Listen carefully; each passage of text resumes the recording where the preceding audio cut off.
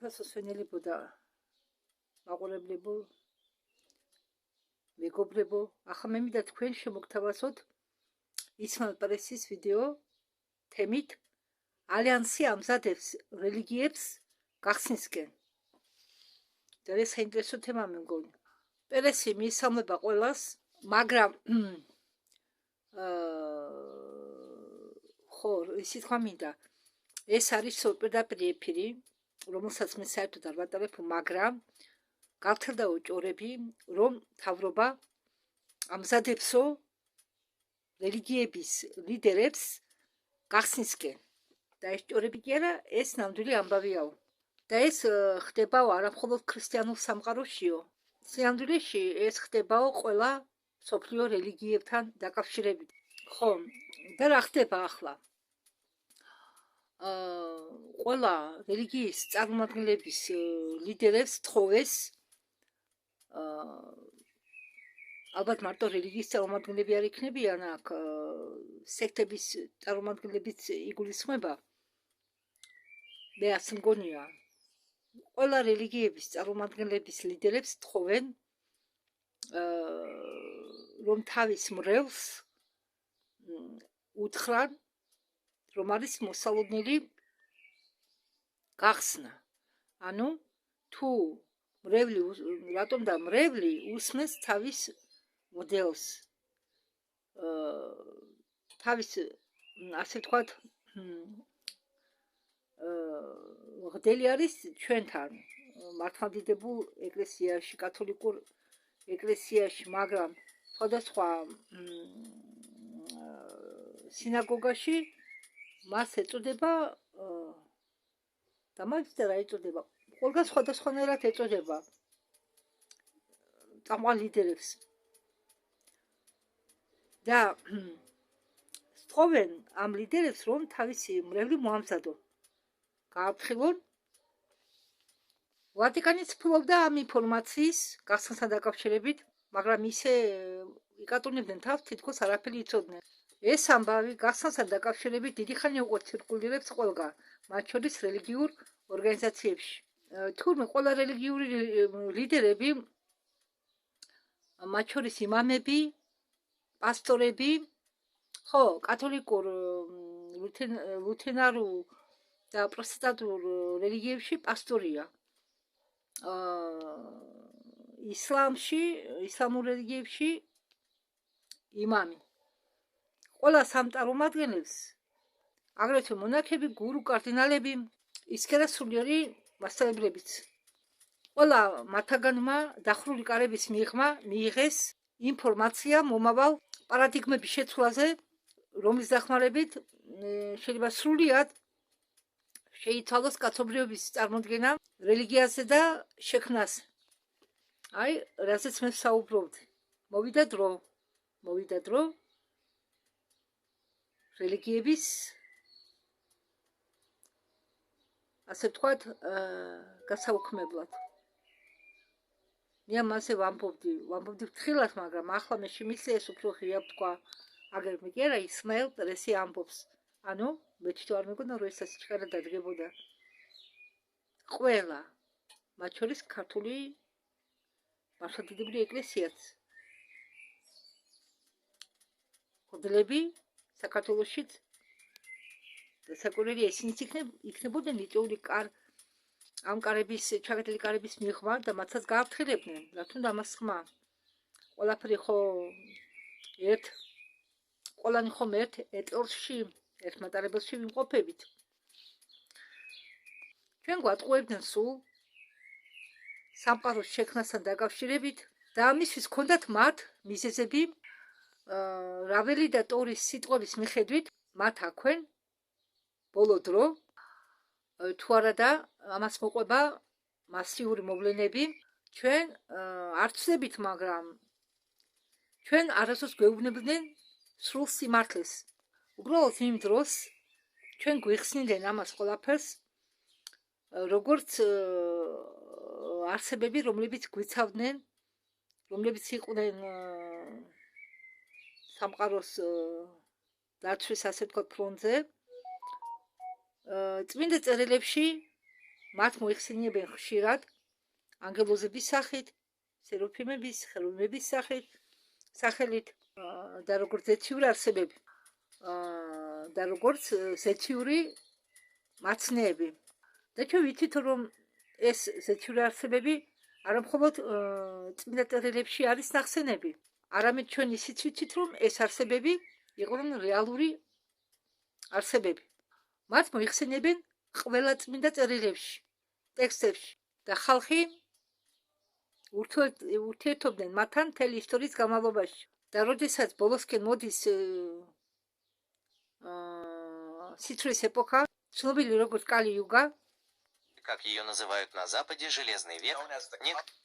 და როგორც დასავლეთში მათ უწოდებენ, ამ ეპოქას უწოდებენ რკინის საუკუნეს, კალი-იუგა ან რკინის საუკუნე და galaktikurma საბჭომ მისცა დავალება წარმომადგენლებს, რომ მაგათმა მოამზადონ ცივილიზაცია სიმართლის მოსაცმენად, სიმართლის მისაღებად, რომ შემდგომ არ მოხდეს სოციალური კოლაფსი. მაგრამ ამოცანა დგას არც ისე უბრალო, გახსნან, რომ კაცობრიობა არ არის მარტო, რასაკვირველია ეს მოახდენს გავლენას არა მხოლოდ მეცნიერებაზე და პოლიტიკაზე, უпростоრად მოახდენს გავლენას პოლიტიკაზე და მეცნიერებაზეო, როგორც ჩვენ გვასწავლინენო. ცოდნის მიღების საფუძველიც კი ლოგიკური აზროვნება იმ გაგებით, რა გაგებითაც ჩვენ ვიცნობთ მას, ვიცით, ყველაფერი მოუწევთ ამის ყველაფრის გადაწერა და ეს ცვლილებები შეეხება ყველა ცოდნის სფეროს, არა მხოლოდ რელიგიას და ეკონომიკას. ჩვენ ვიცით, რომ 1000 წლეულის განმავლობაში კაცობრიობა მიმართავდა რელიგიებს, რელიგიურ ინსტიტუტებს, რადგან ეძებდა პასუხებს იმ ქვეყნიურ ცხოვრებაზე, მაღალ ძალებზე, მორალზე, ცხოვრებაზე, სამყაროს შექმნაზე და საერთოდ ღვთაებრივ საკითხებთან დაკავშირებით. და ეს რატო უნდა მოხდეს? იმიტომ რომ რელიგიური ლიდერები ასე დროს, აი ახლაც რაც დრო დგება, გახსნის დრო მომენტებში თამაშობენ ძალიან მნიშვნელოვან როლს, რომ თავის მრევლმა მიიღოს ეს ინფორმაცია როგორც რეალური ნამდვილი ჭეშმარიტი ინფორმაცია. იმიტომ რომ რელიგიურ ლიდერებს აქვთ ძალიან დიდი გავლენა თავის მრევლზე და მსვენელებზე. და ტარდება ბრიფინგები, სადაც ესწრება ყველა რელიგიური წარმომადგენლები, ლიდერები, არა მხოლოდ და რელიგიური ორგანიზაციებისა და იქ ბიბლიური წმინდა წერილები უკვე იხსნება როგორც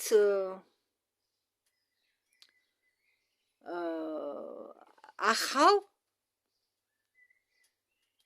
ინფორმაციაზე დაყრდნობით.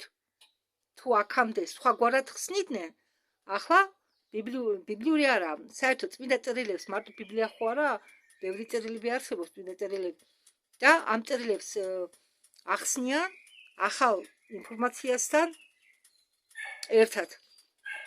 ამგვარად ქრისტიანობაში მოგვიწეს ახალისებურად შევხედოთ ანგელოზებს, დაცმულ ანგელოზებს, ზეთიურ ეტლებს და წინასამეტყველურ ხილვებს. ისლამში შეიძლება გაჩნდეს დისკუსიები ჯერჯინებზე, რომლებსაც ისინი თვლიან ანგელოზებად, ან დაცმულ ანგელოზებად, ან ზეთიურ მაცნეებად და არსებებად უცეცხლო, უпростоრად არსებებად უყვამლო ცეცხლიდან. ინდუსურ ტრადიციებში კი უკვე არის დაწვრილებითი ახსნა ზეთიური არსებებისა, მფრინავი აპარატებისა, მრავალგანზომილებიანი სამყაროებისა და კოსმოსურ ციკლებისა, რომლებიც ბევრის აზრის მიხედვით გადაიკვეთებიან თანამედროვე თეორიებთან, არავინტიერი საიდუმლოებების გახსნასთან დაკავშირებით. გამოდის, რომ ყველა ამ ხუთი მსოფლიო რელიგიებიდან ინდუიზმისა, უბრალოდ ინდუსური რელიგია უსწრებს დანარჩენ ყველას. მთავარი რელიგიები ხუთია მსოფლიოში, ხო?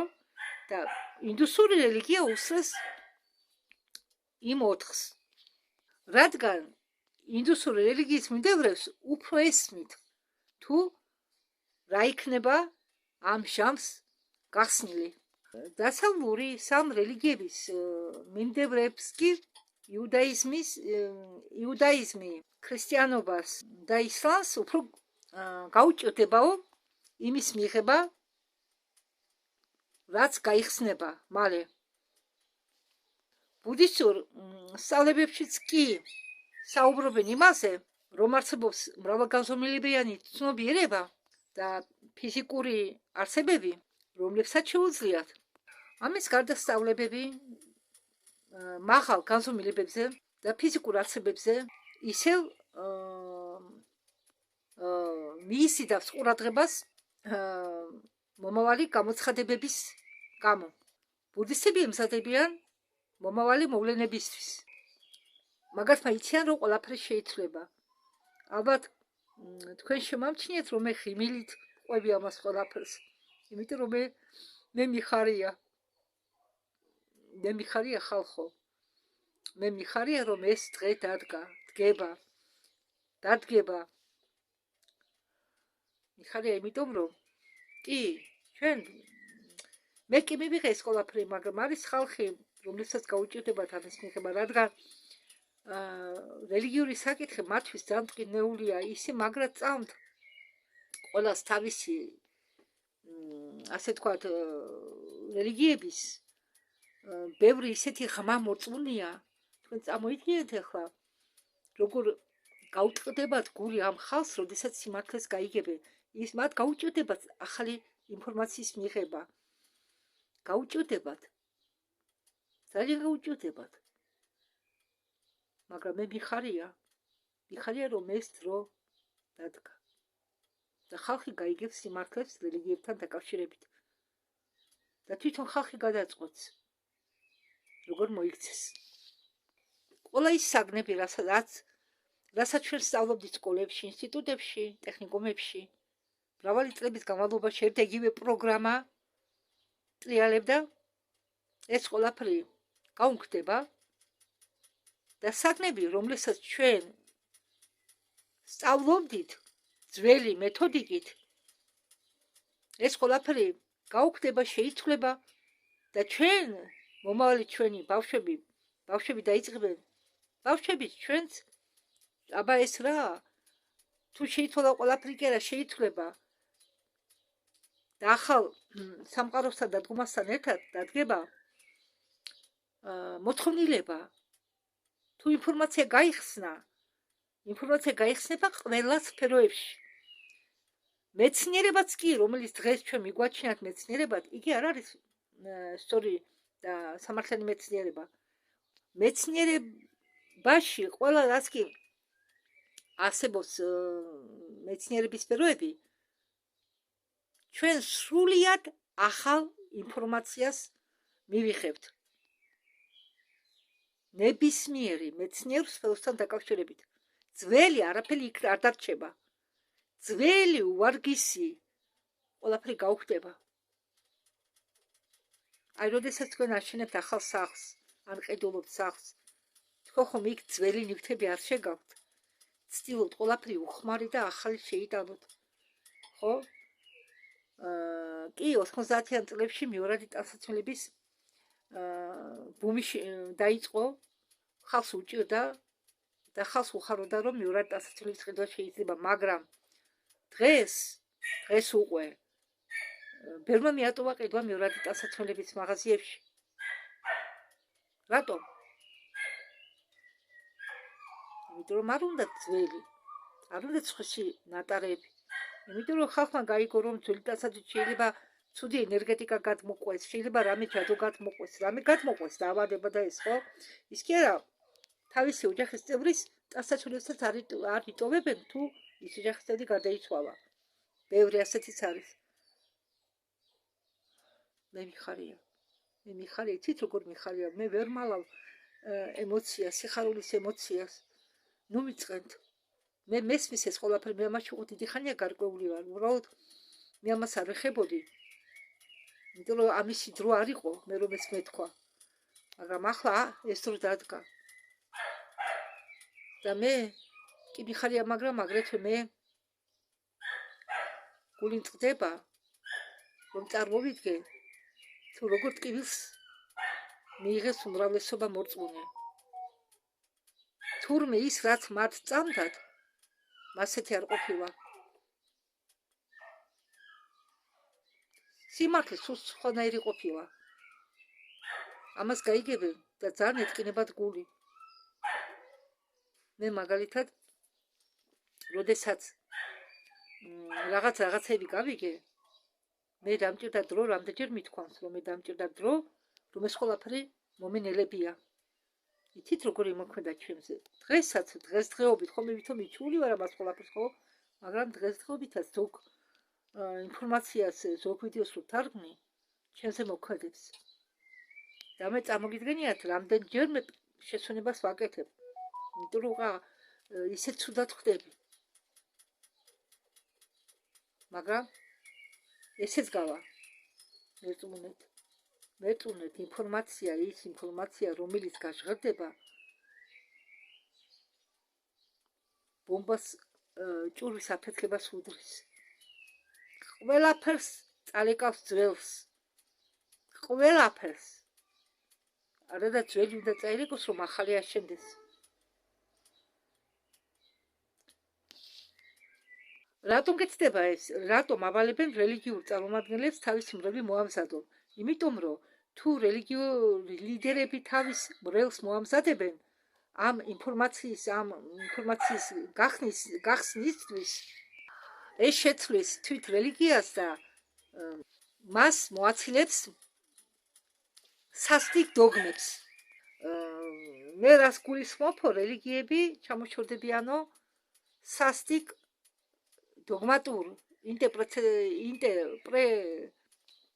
ინტერპრეტაციებისგანო უფრო გადაიხრებიანო კოსმოსურ გაგებისკენ, კოსმოსური რეალობისკენ და სულიერობისკენ. ეს ამ დროს მოხდება შეწყმა, ანუ რას გულისხმობს სმელპერესი. საერთოდ ძველად რელიგიას, ეზოთერიკას და ფილოსოფიას არ აცალკევებდნენ. რელიგია, ეზოთერიკა ვერ განიხილება რელიგიური საკითხების გარეშე, რელიგიის გარეშე. და ეს რელიგია, ეზოთერიკა და სულიერობა შეიწყება ერთმანეთში. უფრო კოსმოსური გაგებისკენ. ხო გესმით ჩემი? ცოცხალი სამყარო გავსებულია გაცნობიერებული ცივილიზაციებით. ევოლუციის ყველა ეტაპებზე, პირველიდან მეხუთე დონემდე. გალაქტიკური წარმომადგენლები ღიზიანდებიან იმის გამო, რომ მიწიერი კაცობრიობა, მმართველები უმალავენ ხალხს სიმართლეს და ჭიმავენ ინფორმაციის გახსნას. ეს ვარსკვლავური ნაციები არიან მაღალგანვითარებული ვარსკვლავური ცივილიზაციები. ისინი სულ თვალყურს ადევნებდნენ დედამიწას მის ევოლუციურ ცნობიერების განვითარებაში. ამიტომ ისინი ალიანს, ასე ვთქვათ, აჩხარებენ, რომ მოხდეს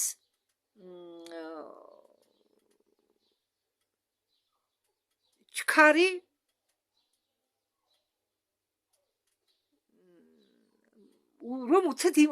რომ ალიანსმა უცებ იმოქმედოს. ჩქარა იმოქმედოს და არ გააჭიანუროს ეს ამბავი.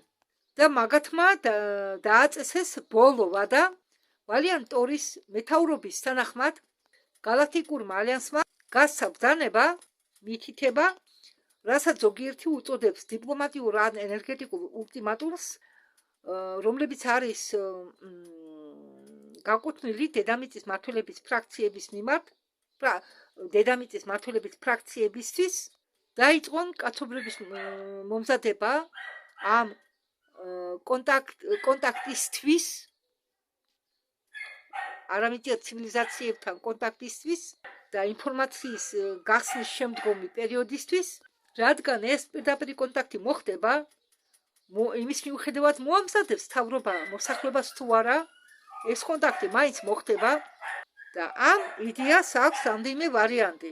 მსოფლიო ლიდერები ცდილობენ კაცობრიობა დაეხმარონ ადაპტაციაში, გასაჯაროვდება ყველა ეს ფაქტები, დამამტკიცებელი საბუთები, ფოტოები, ვიდეოები. უეცარი გასაჯაროვება ამ უცნობ ობიექტებსა, რომლებიც ხდებოდა ბოლო წლებში, მორწმუნეებით განიხილება როგორც დამოწმება, რომ გახსნა უკვე მოხდა და ეს გახსნა გრძელდება, მაგრამ ეს პროცესი ძალიან ნელა მიდის გალაქტიკის აზრით. არსებობს პატარა დაჯგუფებები, რომლებიც ხელს უშლიან ინფორმაციის გახსნას, მათ ეს არ ატყობთ, მათ შორის რელიგიური ჯგუფებიც იქნება, რასაკვირველია, რომლებსაც არ უნდა მრევლების დაკარგვა. იცით რა, ბევრი ხალხი არის, ესე იგი, ის ხალხი, რომლებიც ხვდებიან ამ უცნობ ობიექტებს, ამ ხალხის დამოწმებები იმათ ესე გროვდება, ძალიან ბევრი ხალხი ჩნდება, ძალიან ბევრი ხალხი ხედავს ამ უცნობ ობიექტებს. კაცობრიობა თავის თავს აღიქვამდეს იქნება არა მხოლოდ როგორც იზოლირებული სახეობას, მარტო ხელა პლანეტაზე, არამედ ის აღიქვამდეს იქნება თავის თავს როგორც კოსმოსური ოჯახის წევრად, რომელიც იფანტება სისტემების, მზის სისტემების, გალაქტიკებამდე და სრულიად კოსმოსურ სამყაროებების თუ არსებობს საერთო დასასრული, იქამდეც კი. ანგელოზები და დემონები, როგორც ამას აღიქვამდნენ ძველად, ასეთი სახით მიატოვებენ არსებობას, მათ უფრო სხვანაირი ის ადრე ეგონათ ანგელოზები და დემონები და ახლა ალბათ ცოტა სხვანაირად აღიქვამდნენ იქნება მათ. უბრალოდ ამ ანგელოზებს და დემონებს არ აღიქვამდნენ იქნება როგორც მიფიურ არსებებს, როგორც ამას ძველად ასწავლიდნენ, არამედ როგორც რეალურ არსებებს, სულიერ ზეთიურ არსებებს. და გახსნა არა მხოლოდ უცხო პლანეტელებთან იქნება დაკავშირებული, არამედ ეს შეეხება ეს გახსნა ჭეშმარიტებას, რომელიც ეხება ჩვენ ყველა სპექტრს რეალობისა და იმას, Мы были ограничены в своем существовании. ხო, ახლა ზარმა შემაწყვეტინა, ჭიანდება ვერ დავამთავრე, დამირეკეს. და ეს იქნება ჩვენი არა, იქნება კი არა, ჩვენი აღთქმის ასე ვთქვათ, მასშტაბი იყო შევიწროებული, შეზღუდული. კაცობრიობის ისტორიაში არის ცნობილი მასეთი ინფორმაცია, რომ არსებობს ცივილიზაცია, რომლებიც ანათებენ. ამაზე სულ იყო საუბარი, რომლებიც ეშვებოდნენ ციდან დაბლა მიწაზე. აგრეთვე იყო საუბარი იმ ხილულ ძალებზე, რომლებიც მოქმედებენ ზეგავლენას ახდენენ კაცობრიობაზე. საუბარი იყო ზეთიურ ომებზე, არსებებზე, რომლებიც არსებობენ ჩვეულებრივი აღთქმის ფარდის უკან. ძველი კულტურები მათ უწოდებდნენ ანგელოზებს და დემონებს, არხონტებს, დამკვირვებლებს, დევებად, ვარსკვლავურ ღმერთებად და ზეთიურ მაცნებად. დღეს კი დღევანდელი კაცობრიობა აღწევს იმავე მოვლენებს, ოღონდ იყენებს სხვა ტერმინოლოგიას. ახლა ამ არსებებს უწოდებენ უცხო პლანეტელებს. მაგრამ იგივე მოვლენებს აღწევენ, რასაც აღწევდნენ ადრე, ძველ დროში. ხოლო მაშინ სხვანაირად უწოდებდნენ მაგათ, ახლა უწოდებენ სულ სხვა ტერმინოლოგიას ხმარობენ და უწოდებენ უცხო პლანეტელებს. აგრეთვე პლანეტათა შორისო არსებებს არამიტიერი სიცოცხლის ფორმებს არადამიანურ გონებას და უწოდებენ არსებებს არა, უფრო არსებს. იმიტომ რომ სულშნესტი, რომელსაც არ აქვს ფიზიკური სხეული, ჩვენსავით, მათ ჩვენ უწოდებთ არსებებს, სულშნესტი, ხო? მაგრამ ის სულშნესტი, ზეთიური სულშნესტი არის არსი. კონკამიგეთ? მათ ვისაც ფიზიკური სხეული არ აქვთ, არიან არსი, ანუ არსება იგივე, ოღონ ჩვენისთანა ფიზიკური სხეულის გარეშე, თუმცა იმათ სხეულები აქვთ, იგიც ფიზიკური სხეულია, ოღონ უფრო სუფუქ ფორმაში. ხომ გესმით ჩემი? აი უბრალოდ პრიმიტიულ მაგალითს მოგიყვან. სახაერო ბუშტი რო გაბეროთ და საპნის ბუშტი რო გაბეროთ, ორივე ხო ბუშტებია, მაგრამ ამ სახაერო ბუშტი შედგება რეზინისაგან, ფიზიკური მატერიისაგან, ხო? მაგრამ ის სასაპნე ბუშტი იგიც სხეულია, მაგრამ უფრო თხელი საპნის ქაფისგან გაკეთებული. მაგრამ იგიც სხეულია. ბუშტია ისიც, ხო? აი ამდაგორი სიტუაცია. ეს გონიერი არსებები მუდამ არსებობდნენ, ოღონდ ისინი არსებობდნენ მაღალ განზომილებებში, რაც ჩვენი ფიზიკური თვალებისთვის იყო მიუწვდომელი, მაგრამ ისინი ჩვენ ხედავდნენ და შეეძლოთ ჩვენთან მოსვლა. ძველი ხალხი რეალობას აღიქვამდა სულ სხვაგვარად, არა როგორც თანამედროვე ცივილიზაცია. ძველები, სანამ რელიგიები შეიქმნებოდა, იყვნენ ამ საკითხებში გარკვეულები.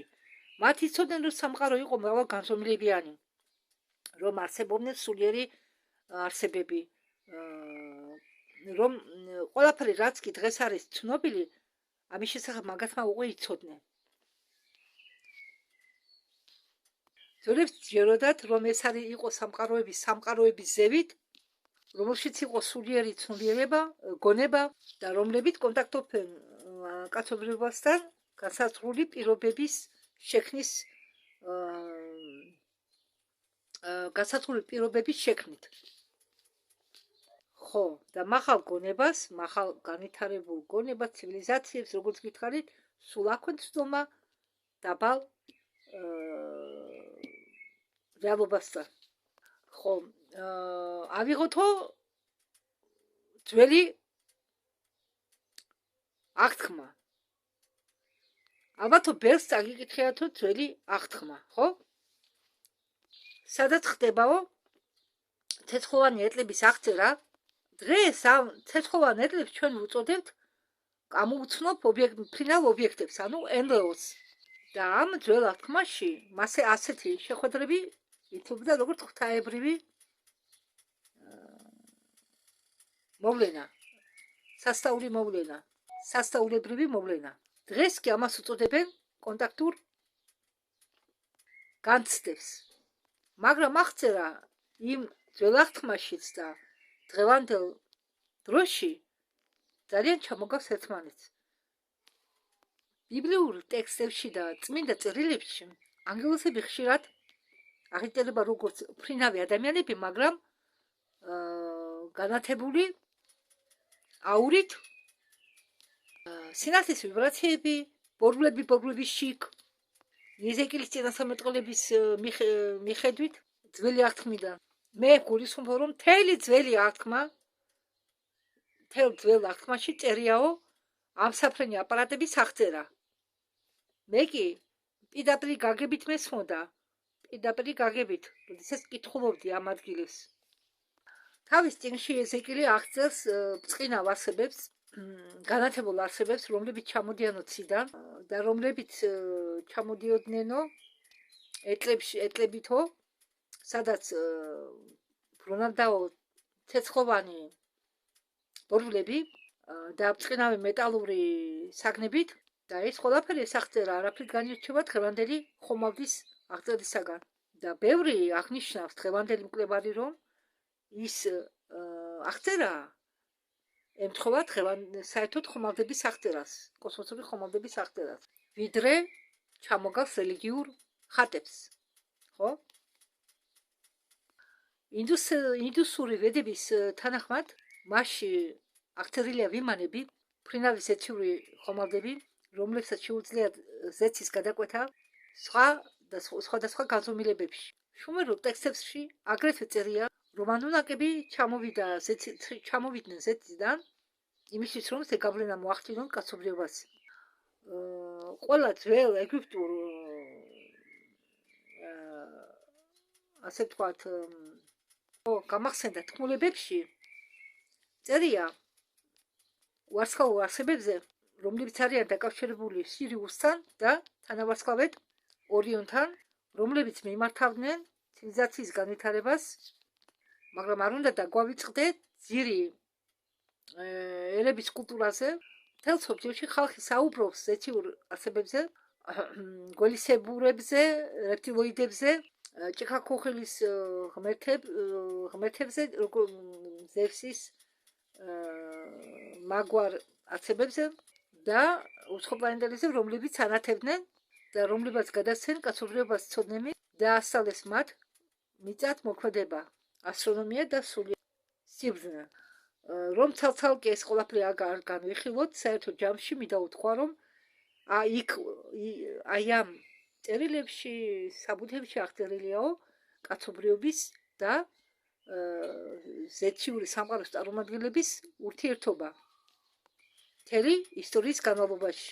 დღეს რაც ახლა ჩამოთვალა ტერესმა, დღესაც ყვებიან ამდაგვარ მსგავს მოვლენებზე. კარგით, მე რაც შეიძლება შევამოკლე ეს ვიდეო, ხო, ის რაც აწიყვება ისონალ ტერესი, ბევრჯერ აქვს მონაყოლი სხვა ვიდეოებშიც. ამიტომ მე ეს დავტოვე გადაუთარგმნელი. იმიტომ რომ ამას კიდევ მომავალ ვიდეოებშიც გაიმეორებს. ახლა არ მინდა მე უბრალოდ ძელი ვიდეო გამომივიდეს. მინდა სხვა ვიდეოს ჩაწერაც მოვასწრო, ამიტომ ამის ატვირთვასაც რო უნდა. ამიტომ თავარი გითხარით, რომ დაიწყება რელიგიური ლიდერების, უпроსტად რელიგიური ლიდერები მოიწვიეს იმისთვის, რომ მათზე მიეცათ დავალება მრევლი მოამზადონ გახსნისთვის.